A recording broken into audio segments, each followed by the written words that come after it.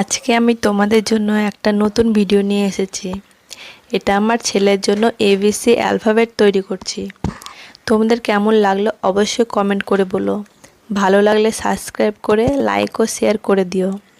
প্রথমে একটা কার্ডবোর্ডের ওপর পেন দিয়ে এঁকে নিলাম, তারপর ক্যাঁচি দিয়ে সাইজ করে কেটে নিলেই তৈরি হয়ে যাবে এবিসি অ্যালফাবেটগুলো।